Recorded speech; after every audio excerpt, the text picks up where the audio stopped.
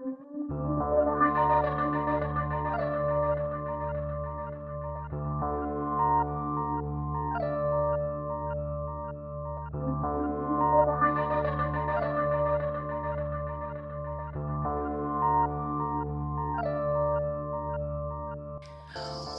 to Rejected Religion Spotlight. My guest this evening is Elena Sperner, who joins me to discuss the topic of vampirism.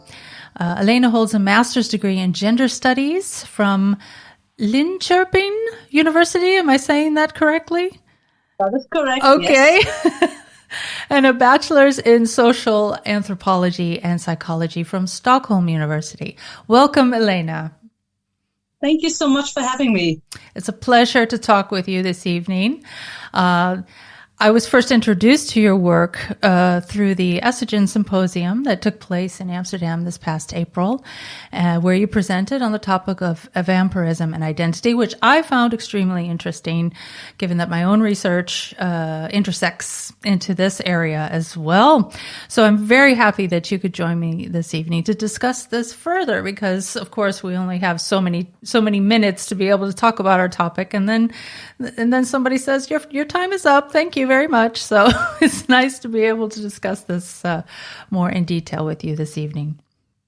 Oh, yes. So when one hears the word vampire, I would guess that many people think immediately of famous fictional characters taken from literature, film, TV, games, and even role-playing games. But that is not what we are going to be talking about this evening.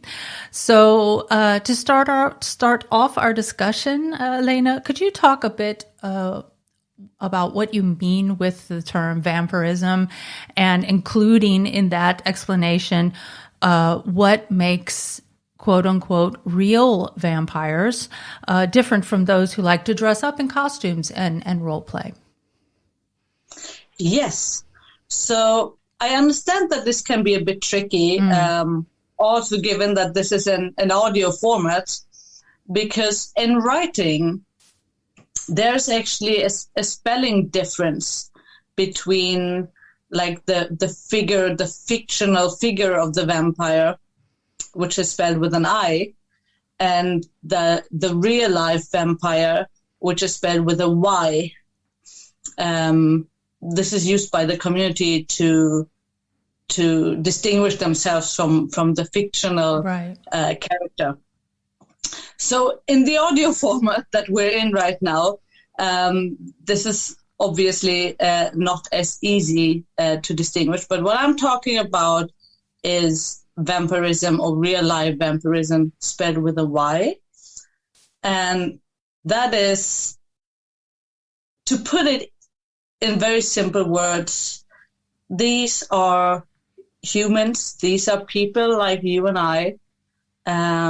There's nothing supernatural about them. They don't live for several hundred years. Many of them, from what I've heard, actually quite enjoy garlic. So these are people that feel the physical need to, some consume blood and some consume like spiritual, psychological energy. Mm-hmm. But yeah, that's what they have in common with the fictional vampire, is that the consumption of human blood, or sometimes animal blood, is a real thing. And there's many people in the world that practice that on a regular basis. Right. So this is perhaps a new topic of discussion for many people, and maybe it's a bit surprising for people who have been watching my other videos and listening to the podcast to kind of, maybe they're confused about what I said before about how this is intersecting into my own research. This is an area that is, as you state in your work as well, in your thesis, your master's thesis, it's underrepresented when it comes to identity, and the diversity of identity that we have in the world. So people might be scratching their head. What are you talking about? What does this have to do with religion? We're going to get into this, in a moment. But if we can stop just a moment and differentiate between what you're referring to, what we're referring to this evening, and those who are suffering from mental illness that prevents them from functioning in a healthy manner, or those people who exhibit behaviors that are harmful to others or undesirable, unacceptable to others. This is kind of where we get into this whole discussion of whether or not this type of behavior is quote unquote pathological, as some in the medical field would like to portray it as. So with that in mind, could you talk more about why you think real vampirism or real vampires are not pathological in their behaviors and desires even? So I have been doing a lot of research and reading up on the history of sexuality research. And if we look at those old writings, we see that historically, basically any form of sexual expression that is not heteronormative has at some point been pathologized and medicalized and made into a disease. Yeah. And thankfully, in the, at least in the part of the world where I'm from, which is Europe, the pathologization by law is not really a thing anymore. But I guess we all know that diverse sexualities still in some countries are being either silenced or even forbidden or prosecuted or whatever. So we can see if we look at the timeline that it takes a few decades for a sexual orientation to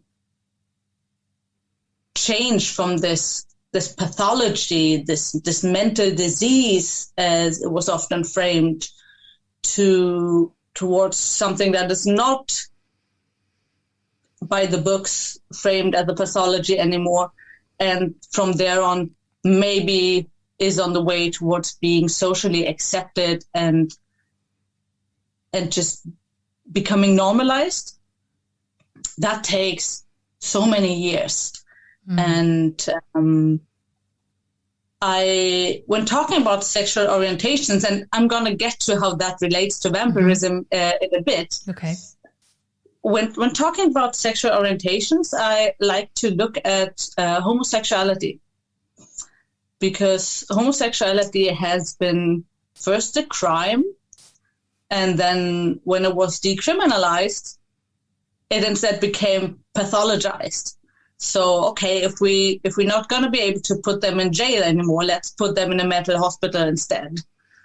And it took so many years and so many sacrifices and people of the homosexual community to really step forward, to risk everything, to fight for their rights. And we all are aware of the Stonewall riots, for example. I don't think I need to recap that in too much detail. But it took a long time, and we're still not done with that chapter yet. So what I'm working with a lot is sexual fetishism. So the attraction not to a certain gender, but a thing. And I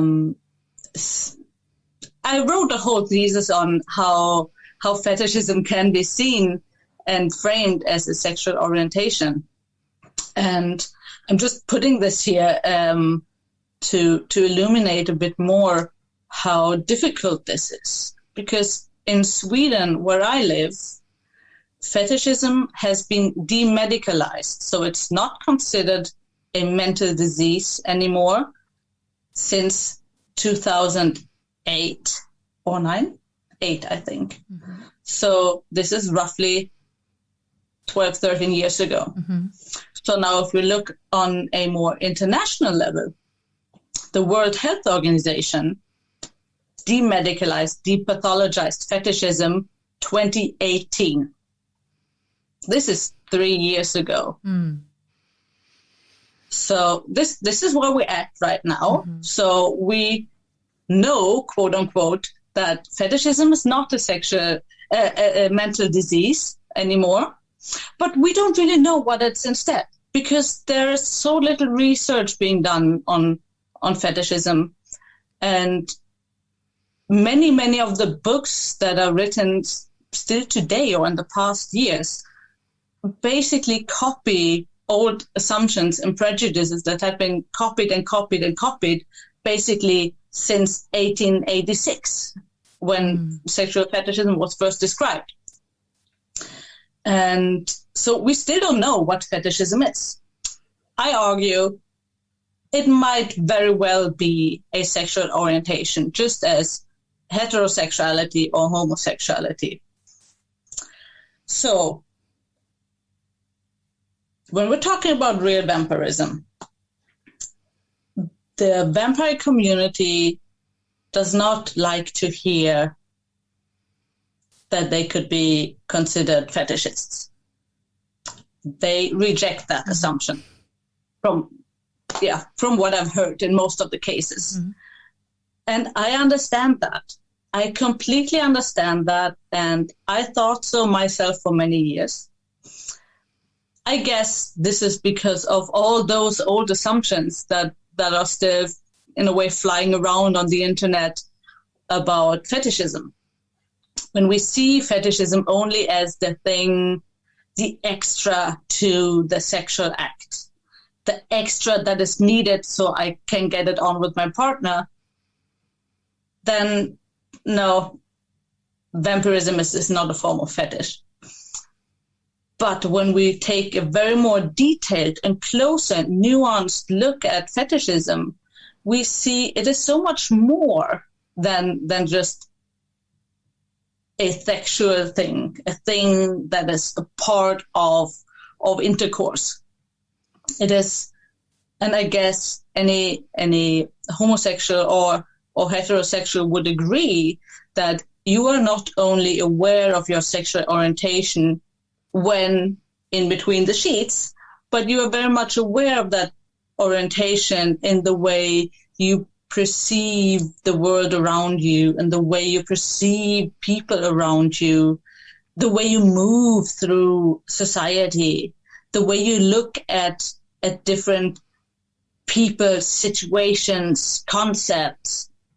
So it is so much more. And identity is not just what I do, but it's how I feel myself, how I see myself.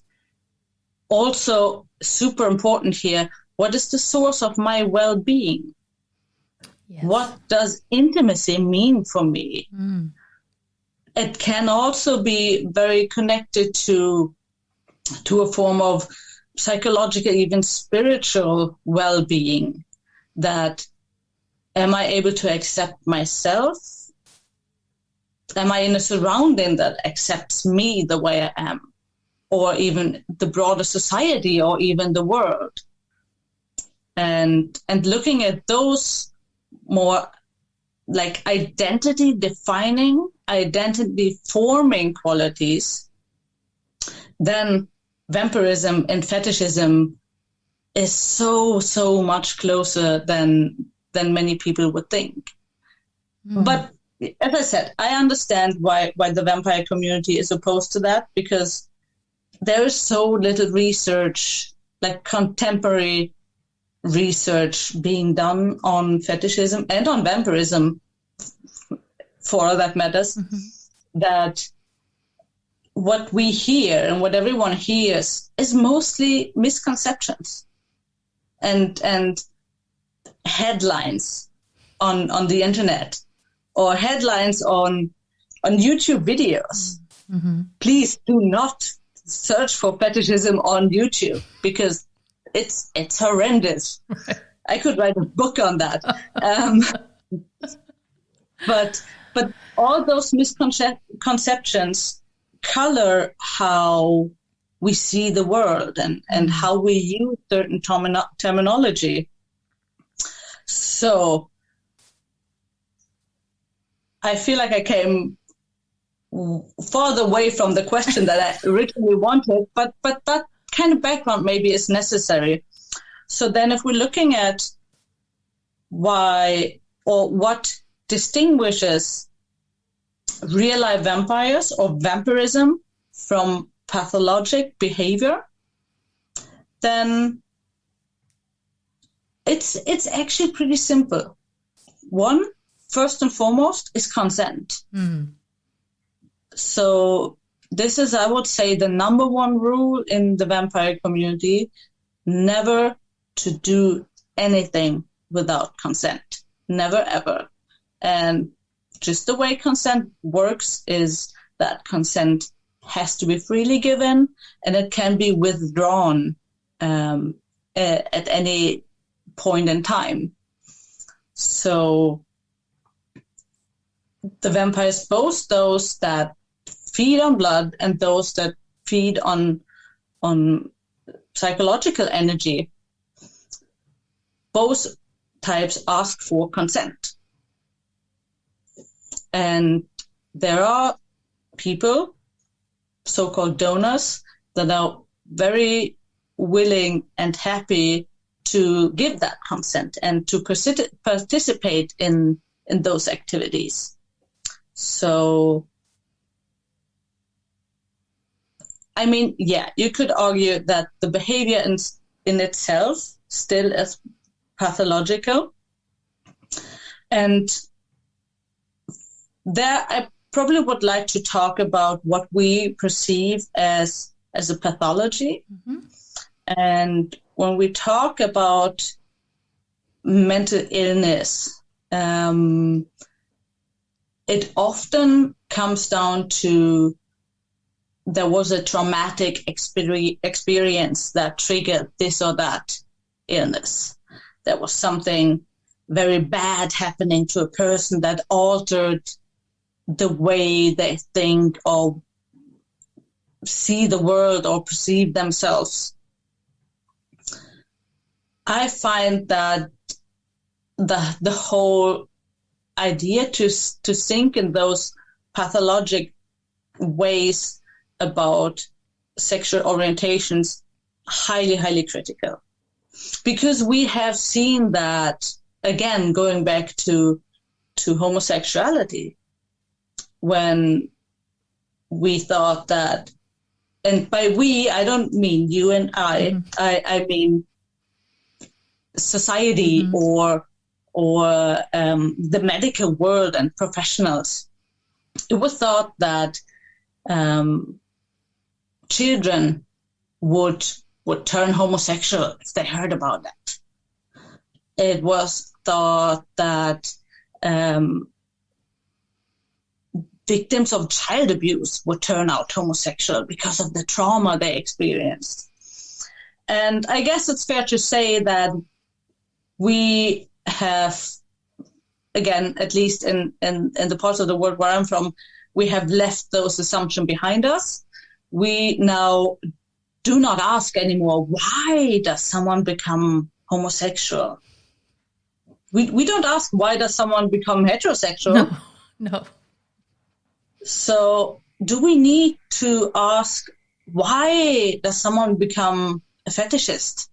And why does someone develop this urge, this desire, this passion for blood or energy?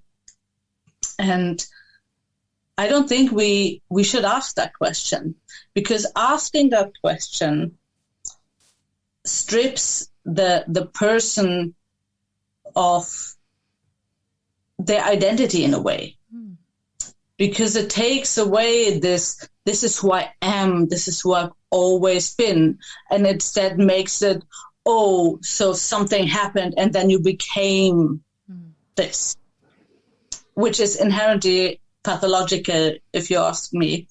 So I would like to not think in those ways.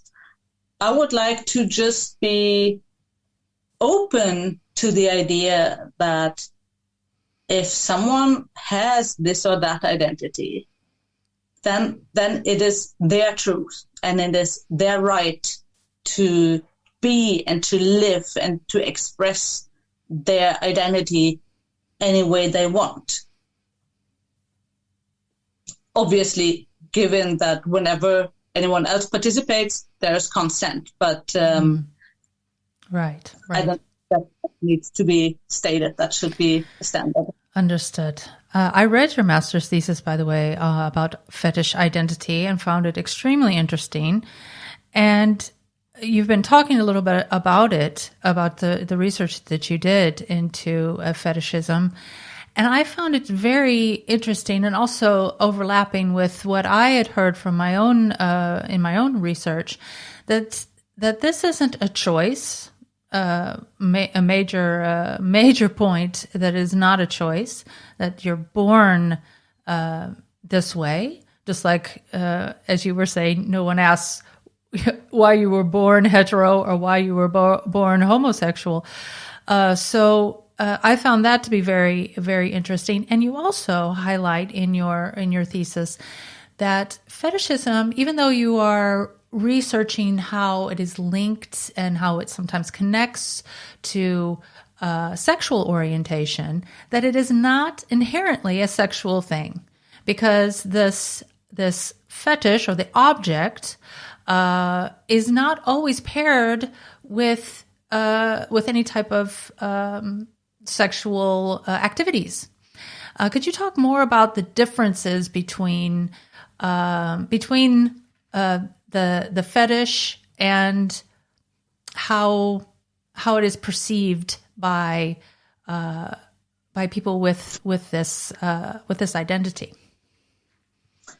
I think you mentioned two very good points here, and I would actually like to talk about them both. Good, please do. One, what you mentioned first is the question of choice or not, and that is also something that I feel devalues the identity of a vampire or a fetishist, if you want.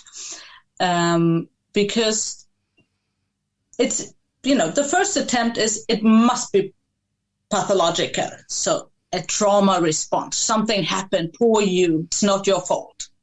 And then if that really doesn't work, then the next thing to devalue that identity is to be like, yeah, but you're just doing that to get attention. You just want to be extra. You just want to be edgy and different. And that is not true. That is so not true, neither for vampirism nor for fetishism, because even though I live in Sweden, Sweden is very liberal and very open towards non-normative or alternative sexual identities. And still, there are so many vampires, let's stay with vampires here, that have tried or would still want to get rid of this desire, this passion that they have, because it is in many ways unpractical, because you actually need a donor. You need to actually disclose this desire to someone, and you do not want to be kind of marked as the other, the outsider. So I heard so many narratives of people that tried to get rid of this, that really, really tried to, now I'm just going to ignore this. I might think I want this. I don't want this. I'm going to ignore this. And let me tell you, it never works. Not a single time have I heard someone telling that story, and the story is very similar every time I hear it. Not a single time have I heard from someone or read about someone where that has actually worked. So I guess it's fair to say if it was a choice, then those people could choose not to. And this is just, I mean, if there's someone out there, feel free to hit me up. I would love to talk to you, but I don't think there is. And so it's just not a question of choice, because if it was, we wouldn't have so many people being uncomfortable with who they are and struggling to find their space and find their place in society and still, take care of their own needs and find also a space to express their identity. Mm-hmm. So this is about the choice. The other thing that you mentioned, and which I find is so, so important, is that a sexual orientation is not just what you do sexually. A sexual orientation is so, so much more. And many vampires tell about how, sex, like intercourse, might be a thing, but doesn't have to be. I know of self-identified vampires that are asexual, that have very little or close to no desire to engage sexually with another human being. And this is also a great misconception about fetishism. And that is that the human to human sexuality is like the staple, is the standard, and everything else is the extra. That's not really how it works. So for fetishists, their fetish might be the main thing. And then they might also have human-to-human intercourse, but it's probably on like a bit lower on the priority list. And the same goes for vampires. When their desire is blood or energy consumption, they might or may not have also a desire to engage sexually with other humans, or they may not. And as we all humans are, our sexualities are super, super individual, and they're also, which is so important to highlight here, it's never black or white. It's never yes or no. But in the very most cases, even our sexual orientations are not this or that. But in most cases, it's actually a combination. So I'm going to out myself here, because I talked to a friend and fellow researcher who came up with this super interesting visual concept. Again, we're in audio format, kind of hard to tell here, but like it's a diagram, and like the staple for let's say we use the example of fetishism. So you might have like 3 different staples: one for hetero attraction, one for homo attraction, and one for, let's call it, attraction to a thing, fetishism. So, and most of the people would probably identify after what their highest staple is. So say the heterosexual attraction is super, super high. And then there's maybe close to no homosexual attraction, but there might also be a bit of fetishistic attraction because certain materials maybe are super fascinating. Then that person would probably consider themselves being heterosexual, right? And also for bisexual people. Bisexual people rarely are 50-50 towards heterosexual attraction and homosexual attraction. That's not how it works, because a bisexual person could also be someone that is 70% attracted to, let's say, homo attraction, and then only 30% interested in heterosexual partners. Still bisexual, right? So, and for fetishists, I mean, they would probably consider themselves fetishists because their fetishism or attraction to thing staple is the highest, whereas the others are a bit lower. So, and for a vampire, their staple for vampirism, like this passion, would probably be pretty high, right? Mm-hmm. Otherwise, they wouldn't call this their identity. But they might also have sexual attraction to humans of either the same or different gender, which might be higher or lower. So it does not really. So I guess what I want to say is that A, it's not black and white, and B, one does not need to exclude the other, but also one does not need to include the other. So right. Those attractions can work very independently of each other. I see. Very important distinctions there that you're making, important points. If we could look a little bit more now into the esoteric aspect of vampirism, and also, I suppose, it just popped into my head when I was reading your thesis. Talking about the fetish is actually considered, if I'm not mistaken, the way you described it was originally understood to be an object that is infused with some kind of magical property as well. So getting into the kind of the area of magic and perhaps other areas such as spirituality.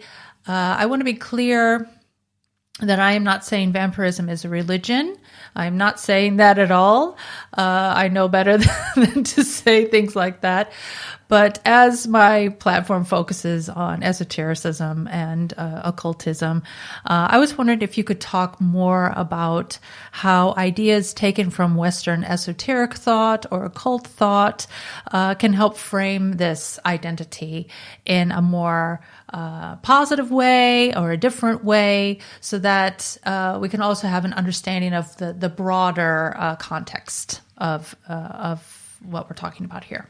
I guess I should say that I was listening, actually just last weekend, I was listening to a lecture by a researcher whose name is John Edgar Browning.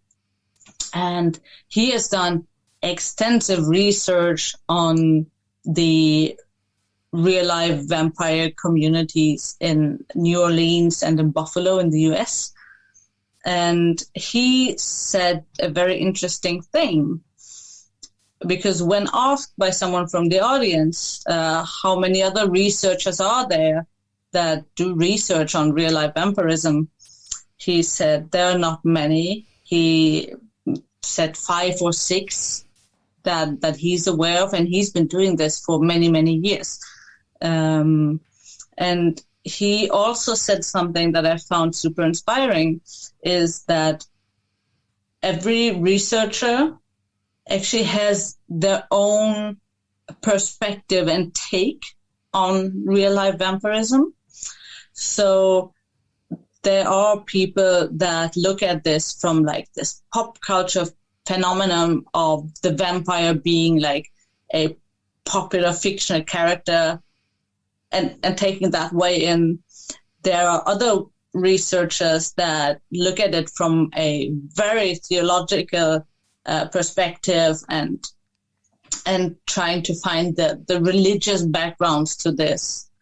And as you by now should have heard, is that I'm taking more the inclusive sexuological perspective here. Mm-hmm. But that being said, yes, religion is definitely a thing. While some vampires live on their own and don't have any connections to any form of group or coven or house, there are many that actually form stable communities, form houses. They have hierarchies, and there are many different groups. While some are communities that hang out and that do a lot of like charity work, actually, and just try to create this image of, we're vampires, we're a group of people, but we actually do good. We give to society. There are other groups that are more strictly hierarchical and more bound to different religious codex.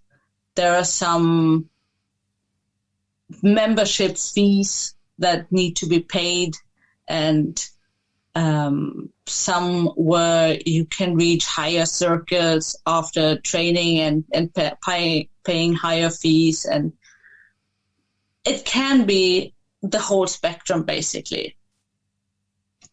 What I find interesting here is that it's not always, the vampirism or the vampire identity is not always a religion. It is for some, definitely. But then there's also vampires who were Christian, and then there's vampires who consider themselves pagan, or basically any religion that you can think of. And I have the feeling, I cannot really prove this is just my perspective, that real life vampires have been around for a long time. So the whole thing became more known in the 90s, when internet became a medium of communication, which made it so much easier for people to connect and to find like-minded people. Well, I don't know, maybe being a comic nerd is one thing. You go to the next comic book store and then you find like-minded people. Admitting that you have a desire for blood is maybe not as easy. So it's understandable that when internet and internet communities and internet communication became more available, that vampires used this to communicate and find each other while still being rather anonymous, while not having to show their faces and not risk being outed or being outcast from certain social groups, or what could happen. So, and I think this whole religious groups or religious beliefs forming around vampirism is not so strange after all, since research and science was not able to find any reason for those desires. There was not, this is a physical disease. Okay, in the 90s, people still thought this was a mental disease. That's a different story. But there was not really any opportunity to form this identity more than vampirism being a condition. So, and when society and science and research could not really provide the framework for identity formation, then it's not too surprising that people turn to religion and belief to form that framework for the identity.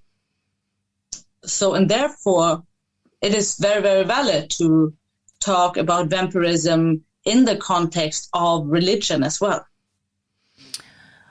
You make a good point. What I said before about not thinking that real vampirism as an identity is a religion, I was speaking more in a general term. Religion, of course, can play a role in how a real vampire identity could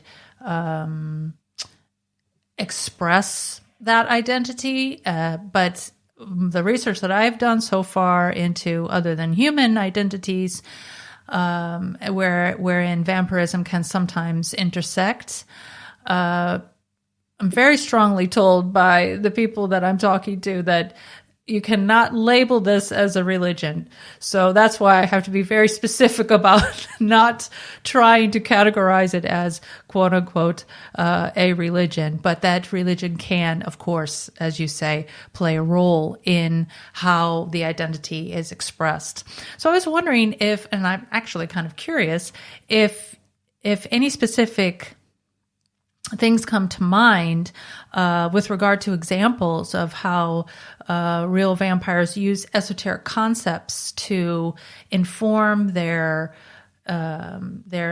spiritual, not only their spiritual identities, but the physical and mental side, the whole package, I guess you could say, the holistic view of the identity. Are there any things that spring to mind, any concepts or any practices that could be considered esoteric or occult or even more mainstream religious types of things? Yeah, there definitely are examples. I was hoping so. I just want to be super clear here that this applies to some groups, right, and definitely not to all. Right. But yeah, there are, I mean, to take the cliche out of the way first, yes, there are vampire communities that are very close to different branches of Satanism. This whole owning oneself, putting oneself first, having the power to shape one's life. I mean, I guess you could see where that comes from. And also, of course, the spiritual and religious meaning that is attached to blood is something that fits very, very well with religion in that context. Although there are also groups that are, very close. I do not, because I'm not too much into that, I don't want to say anything wrong, so I don't want to talk in definitive sentences here, but even though there are groups that are super close to the left-hand path, but they, for example, reject the whole blood consumption part. They only practice their vampirism in a spiritual way, in a psychological way, and reject the whole idea that the physical aspect of actually drawing blood and consuming blood, sometimes this is even perceived as like a lesser form, like a more primitive form of vampirism. So, I mean, yes, there's a lot of power in visualization and in manifestation, and in also, let me think how I can frame this in the correct way here so I don't say anything wrong. I don't want to give the wrong perspective here. Of course. While there are certain groups that definitely gravitate towards Satanism, there are also many other groups and also communities that do not really adhere to any known, like, broader religious flow that we're aware of, but more so create their own rituals, their own belief systems, which build in many ways a lot on the respect for others. Again, consent is super important. It is a lot about caring for each other. Also, since the donor cares for the vampire, the same way the vampire needs to care for the donor. So in that way, it is a clear opposite to the fictional vampire and the picture of the predator that is often drawn. But in reality, those communities are often very, very caring, almost in family-like structures. And it is just, it could be basically everything, all or nothing, and all in between. And in many ways also,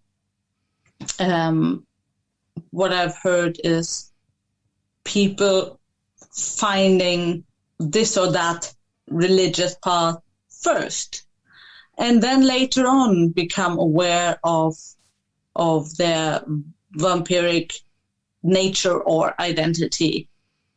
And this may sound a bit like, oh, are we back to this, is it a choice or not kind of topic? But no, I don't think so. Because we know a lot of people that, again, I'm going back to the example of homosexuality here.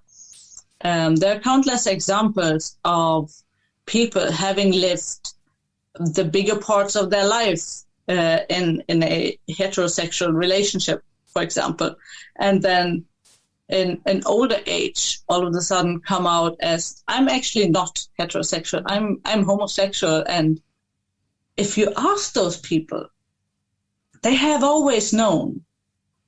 They will most likely not tell you, oh yeah, last week I woke up and I had this idea. But they will probably tell you, I've always felt this way, I just didn't dare. And then we could see that it could be very similar with vampirism as well. When having a religion that gives a framework, that gives a direction, that maybe also gives a certain set of rules or behaviors that give stability in life, but also offer the freedom and maybe provide one with the courage to explore themselves and to become what one feels that they are truly on the inside. Yeah, then it could happen that religion is there first and vampirism emerges as a result from that. That is absolutely possible, and I've heard of cases where it was just that way. But that doesn't mean that the vampirism or the orientation has not been there before, but more so that religion here has enabled the person to come out in that way. So I guess what can be said is that different religious practices and vampirism in many cases work together and also can inspire each other. But again, they don't have to exist beside each other. Correct. I would agree with that. I would also agree with you in the sense of this idea of an identity that might not be fully realized because for whatever reason it might not be fully understood. What's happening within the person. this is a different type of process than being active with religious practices. That it's not on the same level. I understand what you're saying, that these types of ideas and practices that one may be introduced to within a particular religious or spiritual path might help to facilitate this realization process of the identity. But to me, they seem like different things that are happening. So I understand what you mean about being, that one doesn't have to go along with the other, but they can exist in the same area of the person's life, I suppose, in what they're doing, as opposed to how they feel they are. So in that regard, so I think that's very interesting, and I think it's also very important that you point that out, that they're not inclusive and they're not exclusive in the sense it's whatever happens basically with a particular person. So I think that's very, very important point. I was wondering if you could share what concepts you feel are important for people to understand with regard to educating others about the diversity of identities. Ooh, that was an interesting question. Do you have 2 more hours to spare? So in general, I like to, I call it sexual diversity awareness, which I find super important. And that is, you don't have to feel like others do. You don't necessarily have to understand why others do what they do. But everyone needs to know that diversities exist. Because in a world, and there's a lot of talk about compulsory heterosexuality, that children grow up and they see heterosexuality being presented on TV and then even in like children's like TV programs and basically everywhere around. And so as soon as children start to play with each other, then the question, is that your boyfriend, girlfriend, when it's a boy and a girl playing. So compulsive heterosexuality, it might be presented a bit dramatized in some points, but I think it's definitely something that we need to be aware of. And it's something that we should work with and just become aware of how much we represent heterosexuality as the norm. And then that implies, on the other hand, that, okay, we cannot assume that everyone is heterosexual. That implies that we need to also inform about what else is there. Because it is one thing to, I know that there are homosexual people. I have seen maybe homosexuality on TV, because this has become so much better in the past, like 3 or 4 years only, in TV series and movies and stuff.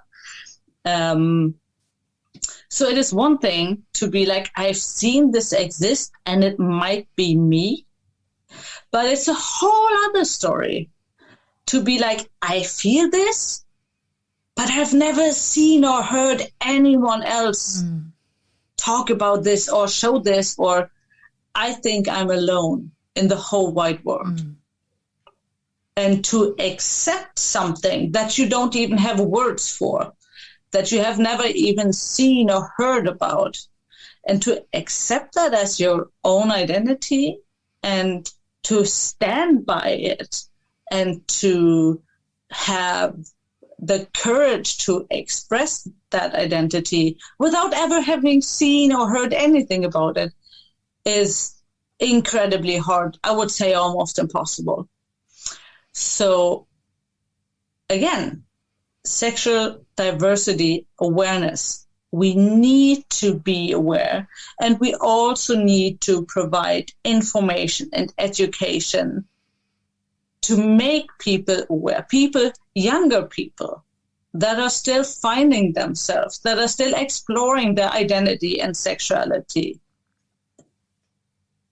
Give them examples is the wrong word, but show them realistic representations of diverse identities.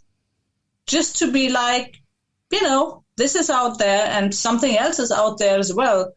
And, it might not be for everyone, but you might in I don't know, hundreds of people you tell about fetishism or vampirism.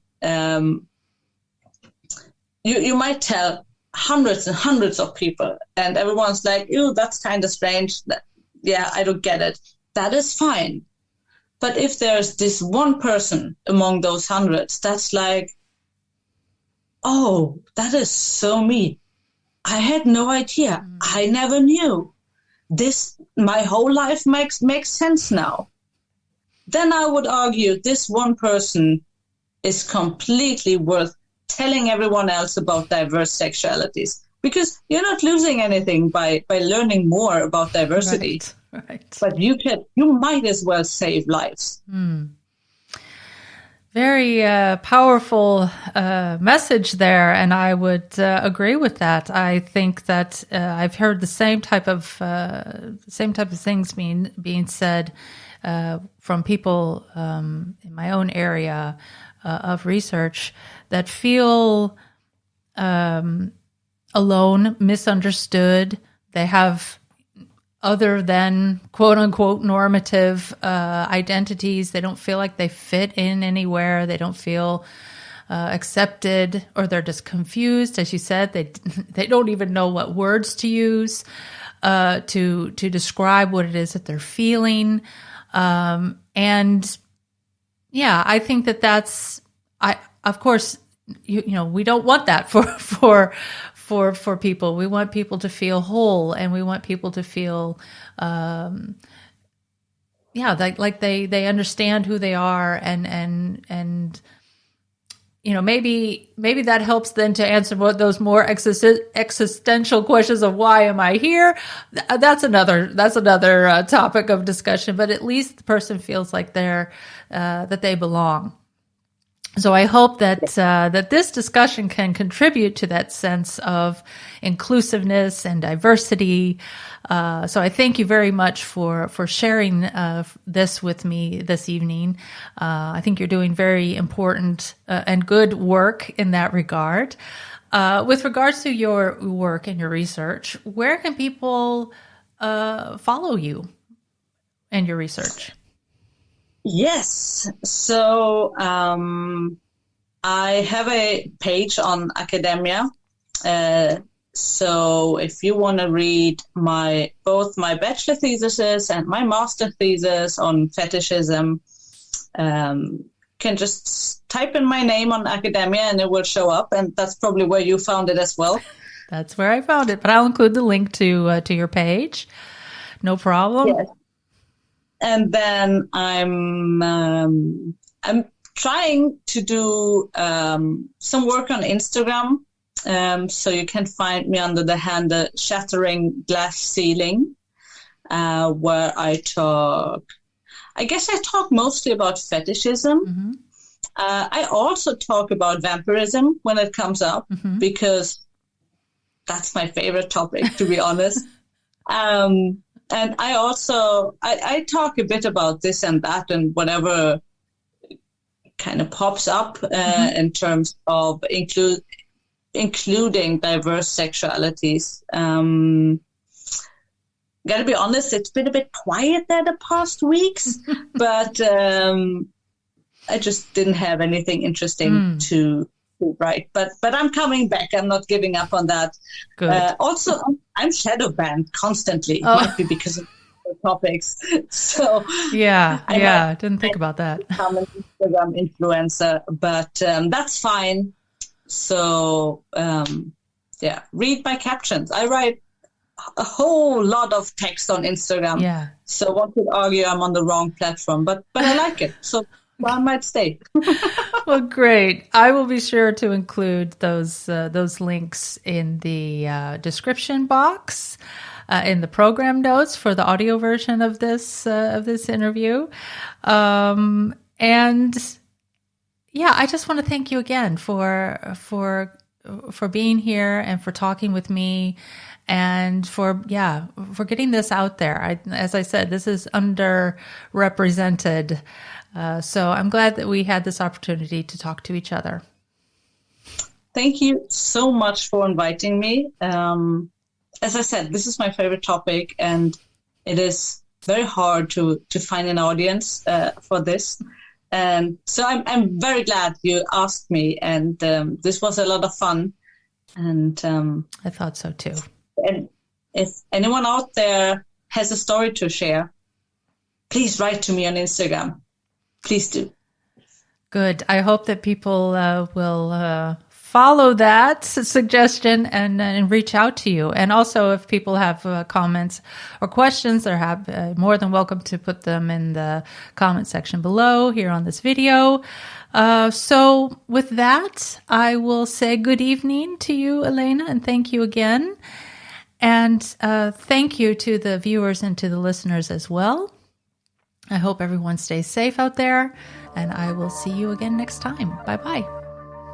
Bye-bye.